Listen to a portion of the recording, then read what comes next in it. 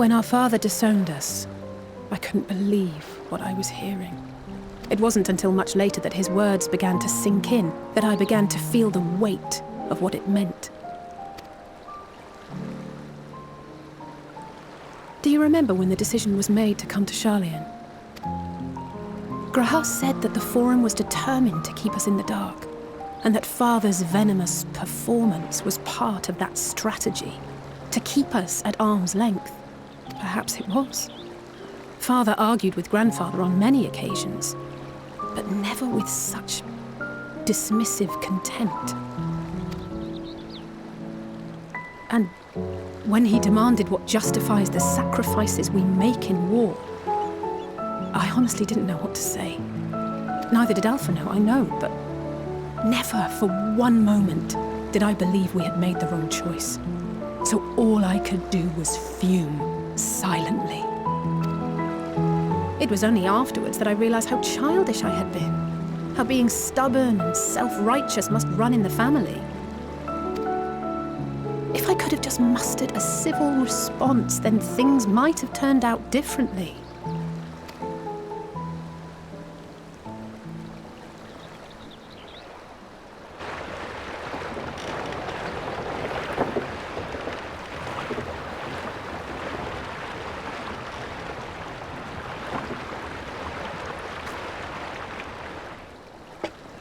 They must be ferrying goods to Labyrinthos.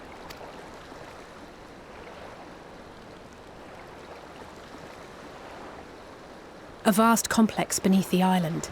Sharlayan is famous for archiving knowledge from around the world. Well, that knowledge is not preserved exclusively in dusty tomes and desiccated samples. Our living library, comprised of all manner of flora and fauna, is housed and studied within that underground facility.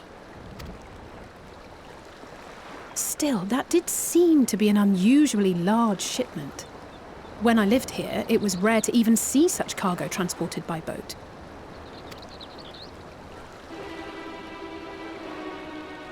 Wait! Didn't you hear something in the last stand about the gleaners coming and going more than usual? Well, I think they're the ones we saw manning those boats. And gleaners answer to the Forum. If the appearance of the Telophoroi prompted this sudden burst of activity, then Labyrinthos may hold a clue as to what the Forum is planning.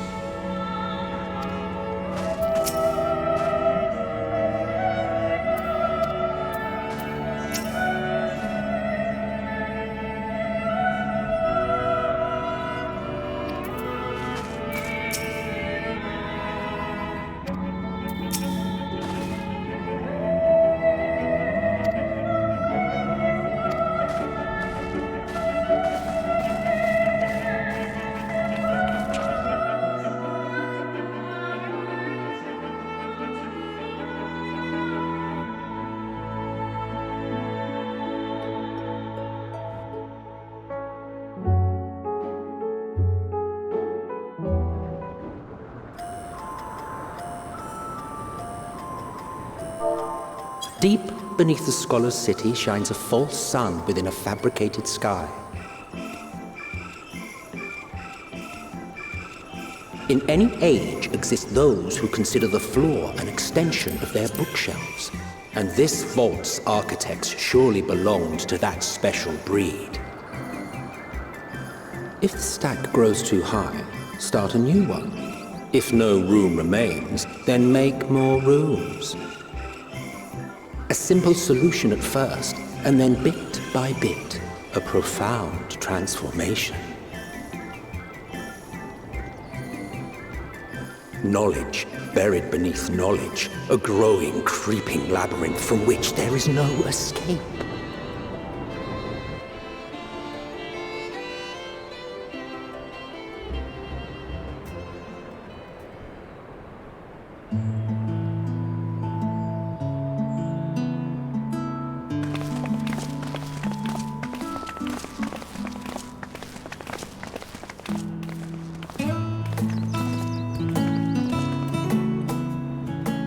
Not what you expected. I must admit, the artifice is very convincing. But I assure you that we are beneath Sharlayan itself. The breeze you feel, the flowing waters you hear, all created by the hand of man.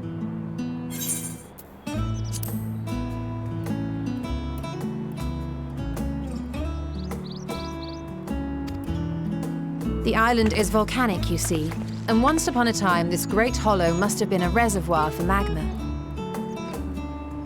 It was discovered some 400 years ago, at which point it was repurposed as a storage facility for scrolls and samples and such.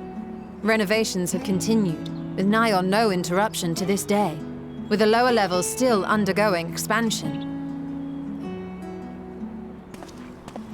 Aren't those people gleaners?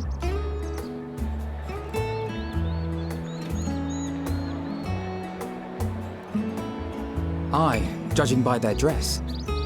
They are said to work alone as a rule, but 'twould seem that rule is being enthusiastically broken today. It may be as you suspected, that they are engaged in a task apart from the norm.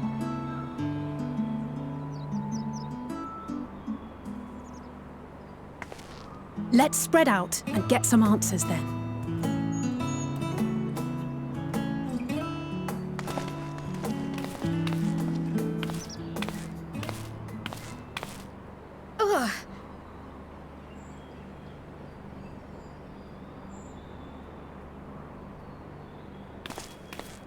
Did you call to me just now?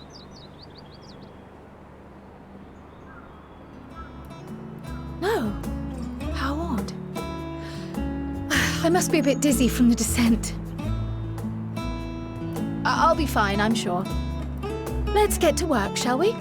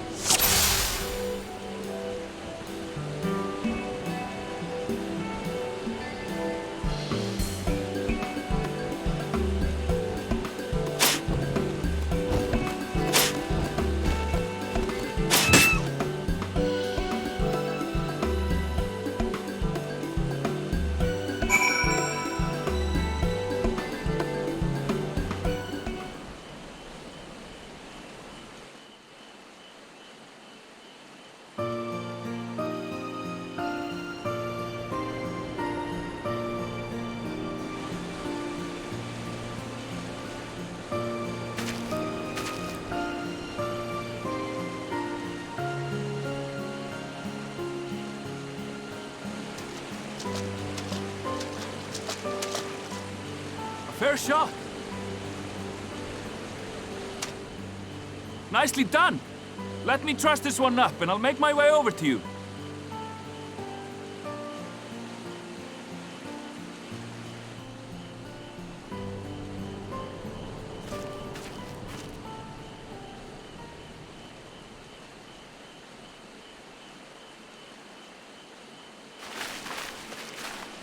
There you are. Any new revelations?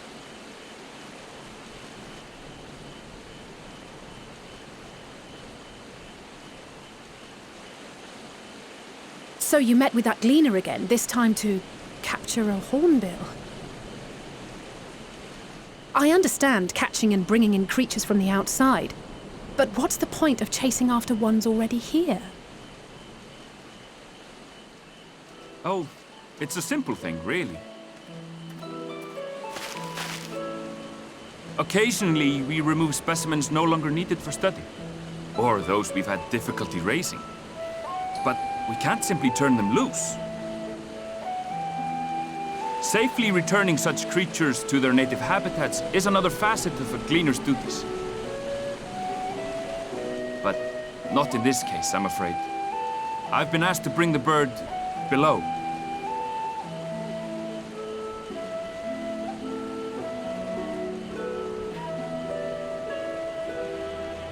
The restricted section in the lower levels of Labyrinthos. Open only to a select few researchers hand-picked by the Forum. The projects down there are the subject of rumor and hearsay. Forbidden magics. Advanced technologies that can never be allowed to fall into outside hands. Even Archons are not privy to the truth. Those who are, the researchers involved in this secretive work, are not permitted to walk freely in the city, and are instead required to live in isolated quarters. What could a facility subject to such strict security protocols possibly need with a hornbill? An experiment? Possibly. I wasn't afforded an explanation. But judging by the requisition list given to me and my colleagues, I doubt it's for any kind of advanced research. I'd be more inclined to believe we were making preparations to migrate to the south. Mericidia or thereabouts. What? Why would you say that? Much of the flora and fauna we were asked to procure could serve as reliable sources of sustenance. They're comparatively hardy species, too, able to endure harsh climates. And among them are specimens known to be effective in improving soil quality and purifying water. When you put it that way, migration does sound like a reasonable assumption. That's all it is, though. An assumption. Through our tasks, we gleaners glimpse only bits and pieces of the Forum's plans. Our prime concern is that our requisitions, be they living or otherwise, are properly preserved for the knowledge of future generations. Now, I really must be going. I regret that I cannot reward you as you deserve.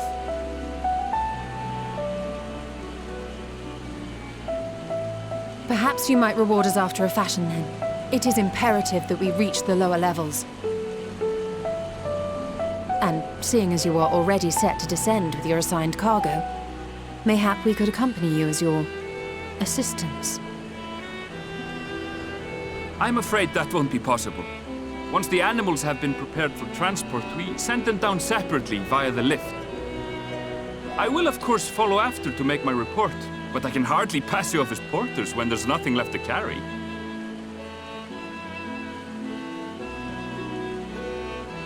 Indeed. Pray forget I said anything.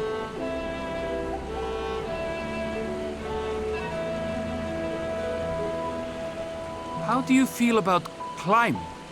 If you've strength and the courage to brave it, then there is another way down. This path leads to the 33rd facet. A mine shaft excavated during one of our expansions of Labyrinthos. While I cannot guarantee that the passage is safe to traverse, it should provide access to the medial circuit below. I never even knew such a place existed. Thank you. This is the perfect solution. You're quite welcome, but consider yourselves warned. If the going proves too treacherous, you do well to turn back. I bid you good day.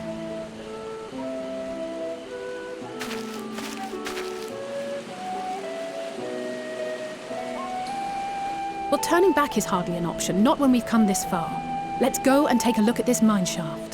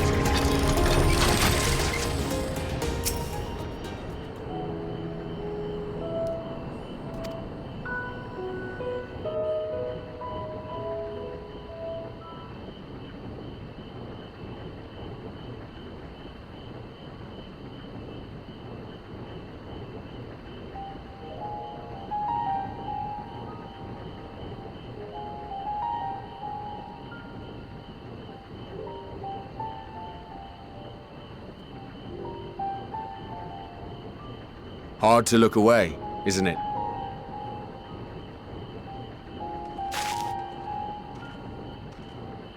But they're more than pretty flowers. Heart blooms are attuned to ambient emotion.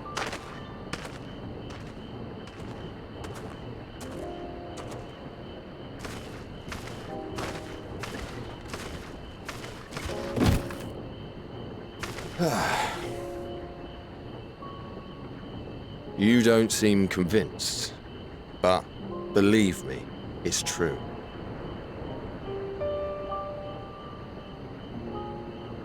This ashen grey, for instance, it mirrors the anxiety and urgency of those working nearby as they rush to fulfill sudden orders. Intense feelings like those spur the petals to change colour. Bright glowing hues in the presence of joy, dark subdued shades for frustration or despair. Yet even with the collected wisdom of Sharlayan at our disposal, we've yet to identify the underlying principle of this empathic effect. And there are other mysteries besides. Although the flower is extraordinarily long-lived, its low reproductive rate has made it difficult to find younger populations growing in the wild. With too few sightings to map its distribution, and no closely related species to track, we've been unable to pinpoint its land of origin. To further complicate matters, every culture, even dimly aware of its existence, has given it a different name and mythos. Our attempts to study it via the historical record have been an exercise in frustration.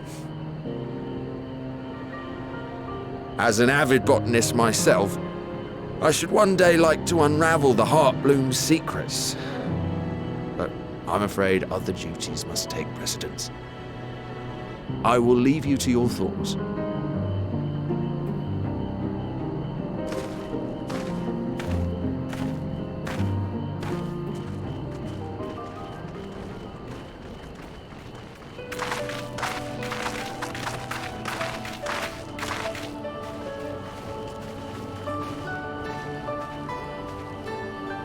Have you learned aught of interest?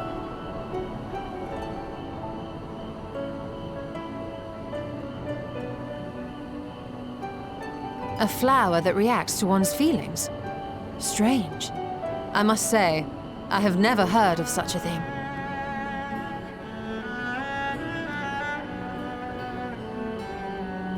This is all very fascinating. But as it stands, we fail to gain any significant insight into the Forum's undertaking. Indeed. While there is certainly enough activity to support Erenvil's supposition that a priority has been placed on improving food production, unfortunately for our investigation, these workers were never informed as to how their duties serve the master plan. If only we could interrogate the Forum members directly.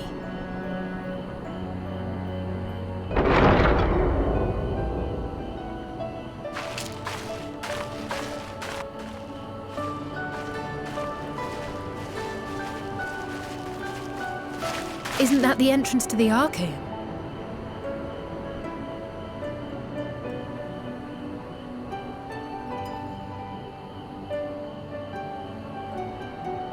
Look, there.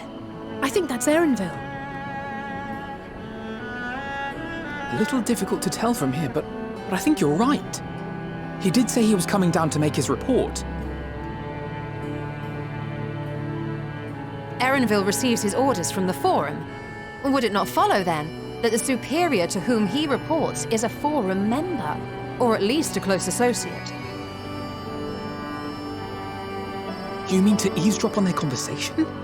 What of the risks? Ours alone to bear. We won't interfere with Erenvil's work, nor will he be implicated as an accomplice. If you're not comfortable taking part, I can do this alone. Nay. I said myself that I wished to know Father's intentions. And no answers will be forthcoming should we simply ask nicely. We can apologize later, should it come to it. Right now, we need every crumb of information we can get our hands on. Consequences be damned.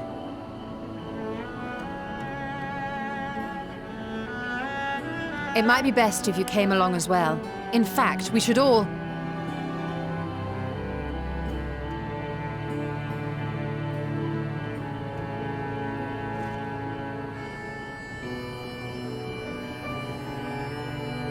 Cryle?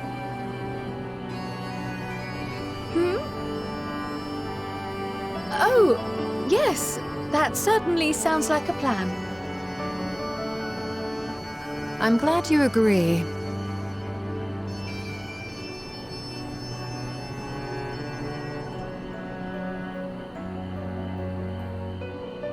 Quickly! Erenville is on the move. We need to get closer before we lose him.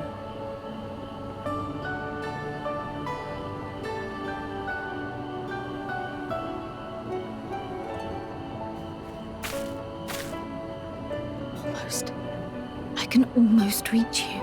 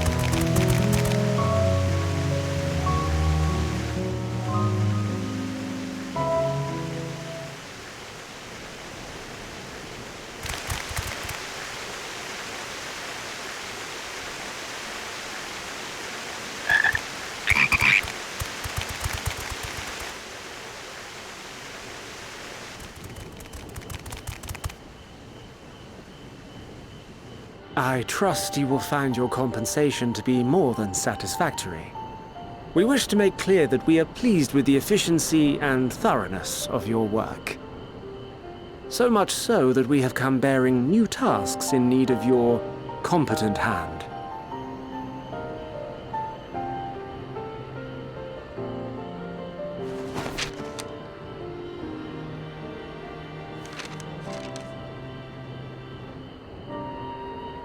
Another lengthy list.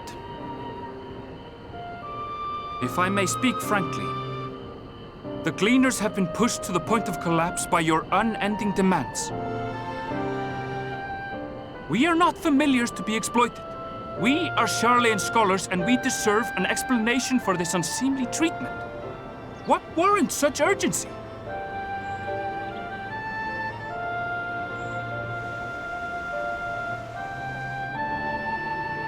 In an age long past, Sharlayan was charged with a momentous duty.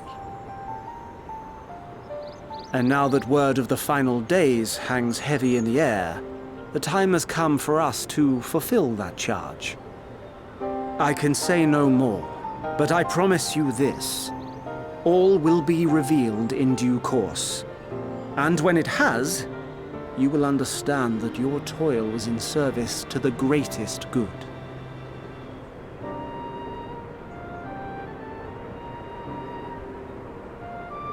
Then I will do your bidding. For now. But unless you wish the Gleaners to rise up in protest, I advise you to offer tangible improvements for our working conditions.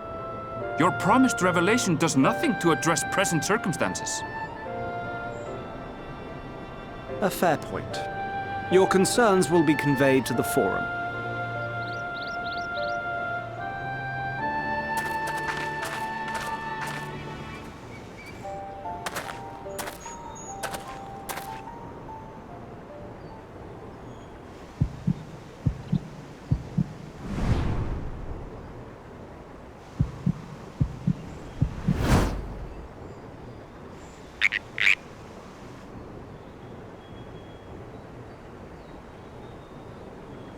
I hope that was informative.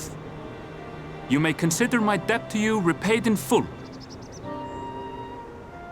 While I do have my reservations about the Forum, I want to believe that they have our best interests at heart. Which is why I'm reassured that you're busy sniffing out the truth of things. We can ill afford to place all our eggs in one basket, this master plan of theirs, without first understanding the risks involved.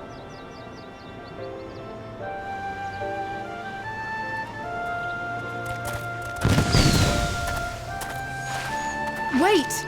How did you know it was us? If you mean to impersonate a toad, try studying the real thing. And don't try to fool an expert.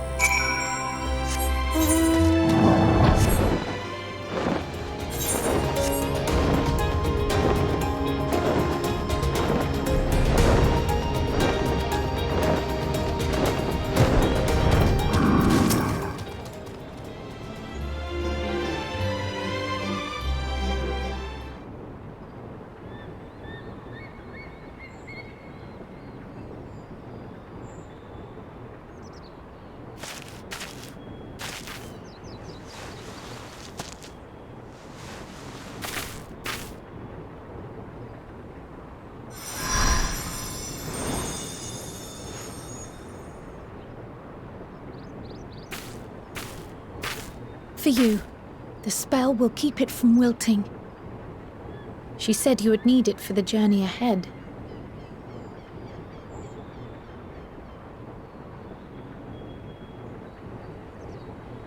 Will you speak with her now? I cannot hope to match Minfilia's clarity, of course, but...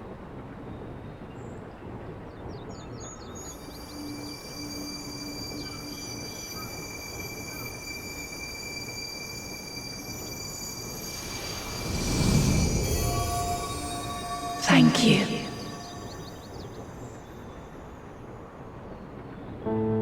Do not worry. She has lent me her body for only a moment. Just as I could not save the first from the flood of light, it has become arduous for me to interact with the physical world without assistance. Though I might converse with you for a time, the incorporeal form I assumed on the ship would be incapable of casting even the simplest enchantment.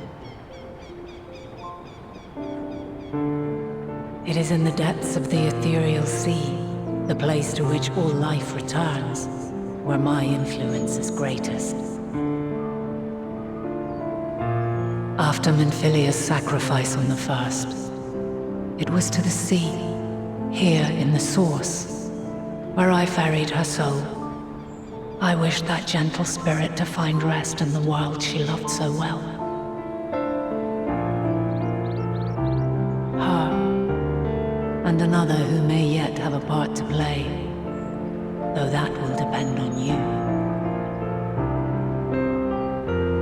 Take the flower, walk free, for you are free, to go where you wish, to believe what you will.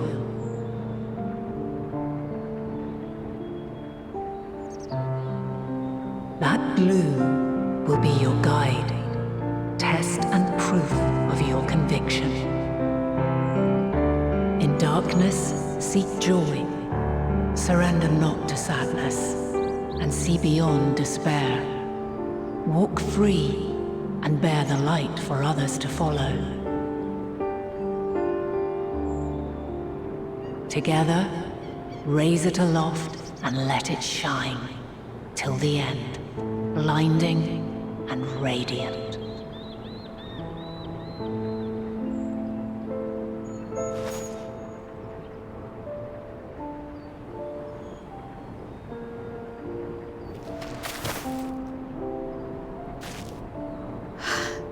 That was all too brief. Already she seems so far away.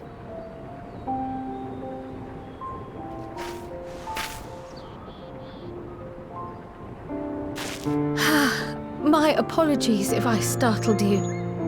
Ever since we began our descent into Labyrinthos, I had sensed another's will, straining to reach out.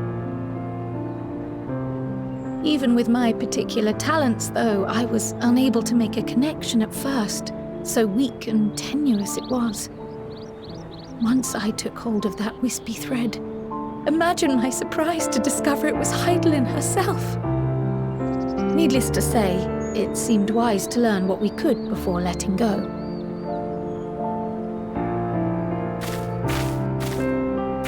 Her answers were more cryptic than I would have liked, but at least she left us with a guide of sorts, that unusual flower.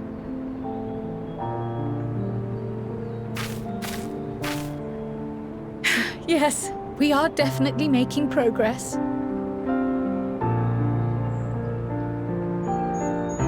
You can't be serious! We've done nothing wrong!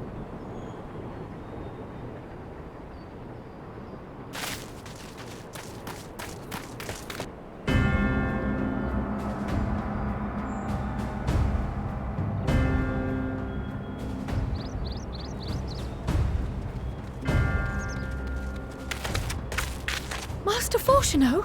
What business has the Forum with us? Obstruction and suppression, apparently. Mistress Baldessian, our records show you facilitated the Scions' entrance into Sharlayan by claiming them as assistants for your organization. We are aware of your investigations. After alerting the major institutions to the presence of potential troublemakers, we received word from an Archean custodian. A group operating under the auspices of the students, skulking about Labyrinthos and engaging in clandestine behavior. Clandestine? We may not have entered Sharlayan as Scions, but we did naught to conceal our identities. Our only purpose in this city is to seek the truth. I can think of no reason why our actions should warrant the Forum's intervention. 'Tis not our way to discourage the pursuit of knowledge, but the timing of such pursuits must be considered, not to mention their potential impact. With the world in chaos, we, the true caretakers of wisdom, have committed ourselves to an undertaking that demands the utmost discretion. And we will not risk its success by turning a blind eye to disruptive foreign elements in our midst.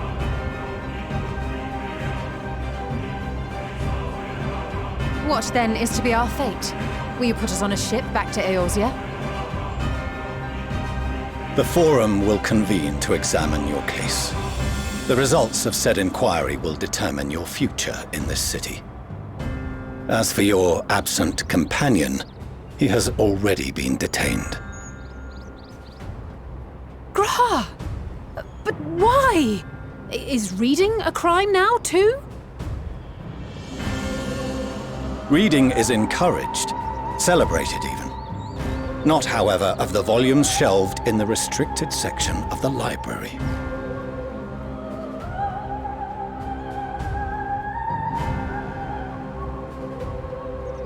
Refusing to comply will only make matters worse. Let us instead treat this as an opportunity to open a dialogue with the Forum.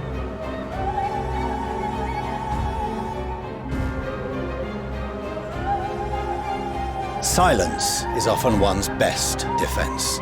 I would advise against prolonging the proceedings with frivolous discourse.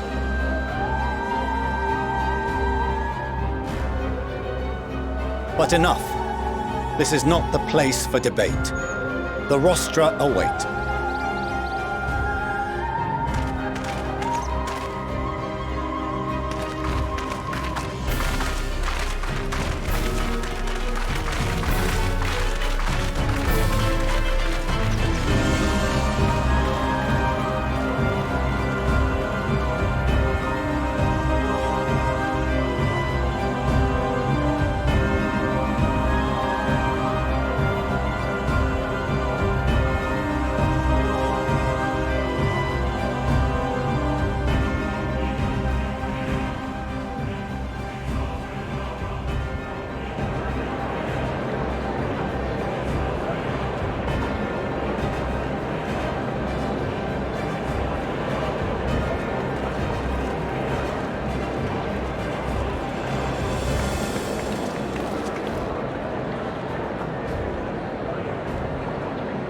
Forgive me.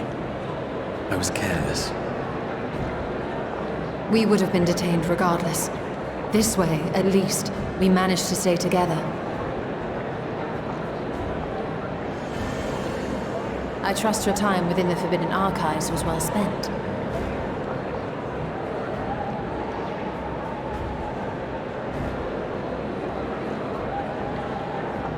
The Forum will come to order!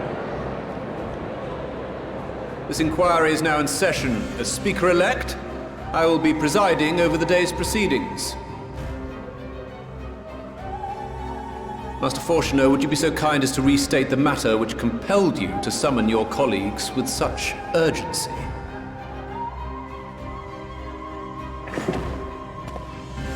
As you are all aware, we recently denied Eorzea's request for Sharlayan assistance.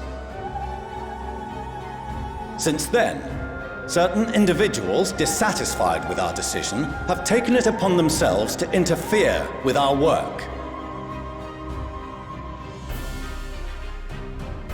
They entered our nation masquerading as associates of the students of Baldessian. But these malcontents are better known as the Scions of the Seventh Dawn.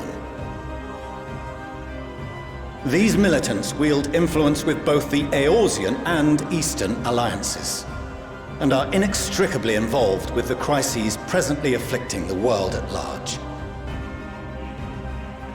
Loose in our city, these warmongers sought to meddle with and expose matters of state secret. What are they, if not a dire threat to be expelled?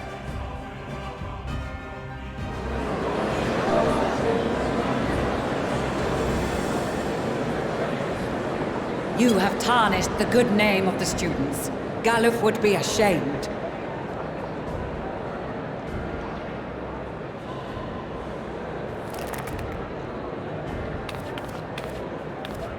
Galuf Baldessian was never one to forsake his fellow man. Even if this nation closed every door and retreated from the world, he would have found a way to help the Scions, help every soul of this star fight back against the coming doom.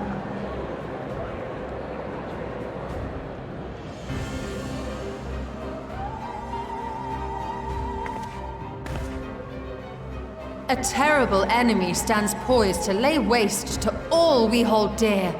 In the face of such madness, Eorzea reached out to Sharlayan, a respected ally, in the hopes of forming a united front. Was your curt dismissal truly the best you could offer? Or are you so preoccupied with your momentous duty of an age long past that even the end of the world is unworthy of your attention?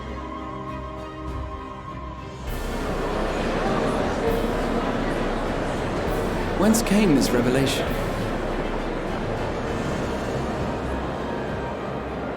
From the mouth of a Forum member within fortuitous earshot. Then it seems your findings support my own.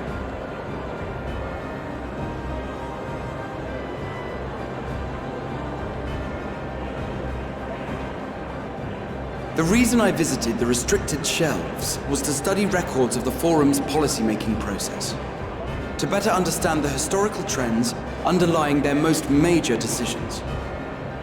At first glance, the positions of neutrality in war and the accumulation of knowledge above all else appear constant and consistent, the unchanging pillars of Sharlayan society. And once upon a time, I might have left it at that. These days, however, I am more attuned to the subtleties of governance, and so I noticed something odd.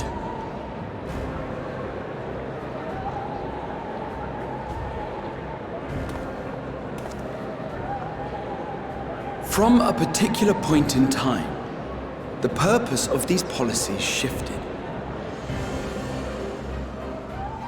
No longer was knowledge preserved for the benefit of society. Rather, society was to be gradually reshaped to ensure the preservation of knowledge.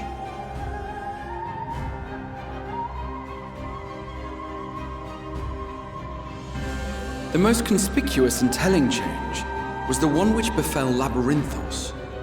Once little more than an oversized storehouse, an enormous allocation of funds saw it transformed into an advanced research and archival facility. I also discovered a fascinating account on the finances of our Dravanian colony.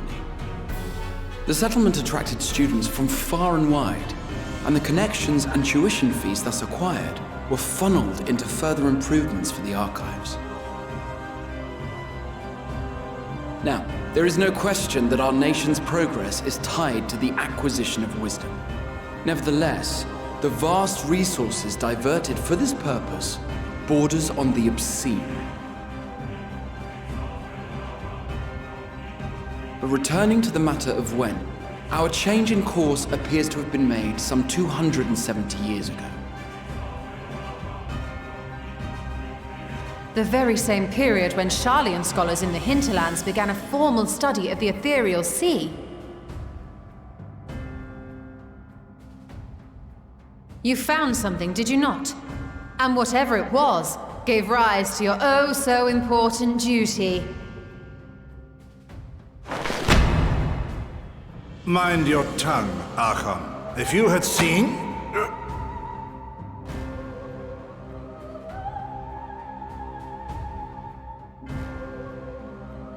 Yes, we are bound by a duty we cannot ignore. Knowing this, what would you have us do? Abandon our vital work and join you on the field of battle? We will never choose the way of the sword. We will fulfill our mission not through strife and bloodshed, but survival.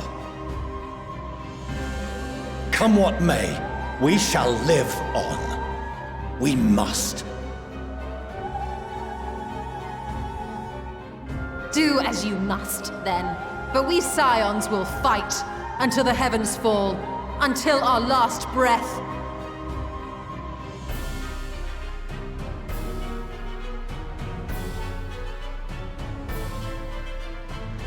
Such misguided zeal.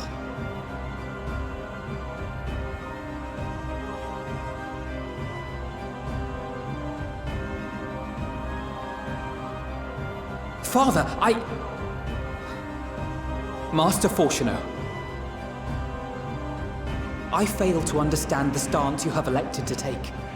But by the same token, I have yet to find a compelling argument to counter the challenge you put to us in Gridania.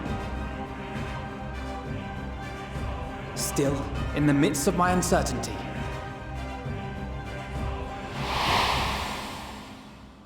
I must trust in myself to do what is right, as others have chosen to trust in me.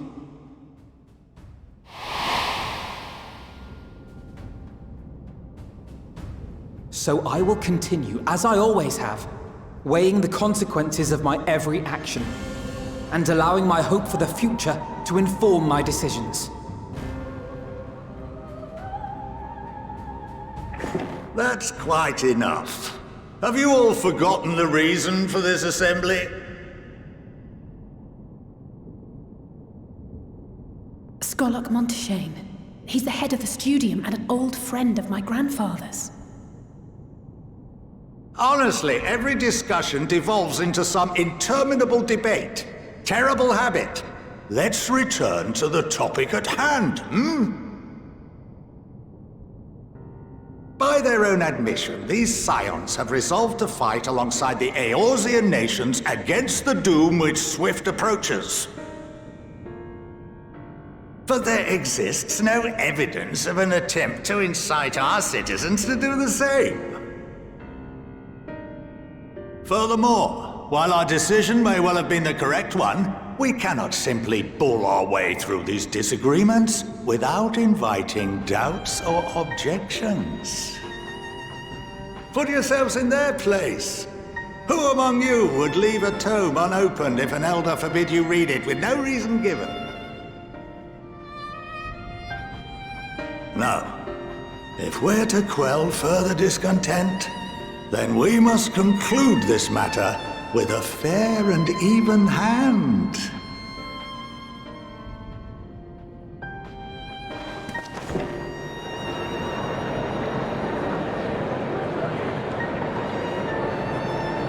Order! We will have order! Master Monteshane raises some valid points. Keeping such concerns in mind, I propose we enforce the following measures. Until further notice, the students of Baldesion are to cease any and all activities within the domain of Sharlayan. You will also refrain from any further investigation into the Forum's decisions and duties. Failure to comply with these restrictions will result in the immediate expulsion of your Scion associates.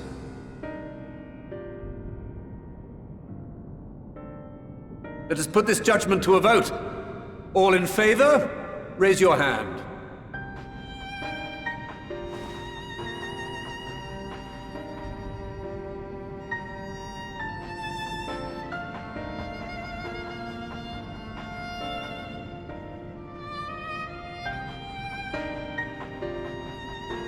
I count 51 for and 48 against. The proposal is passed. Students, Scions, you have heard the Forum's judgment. Pray abide by it, or face the consequences.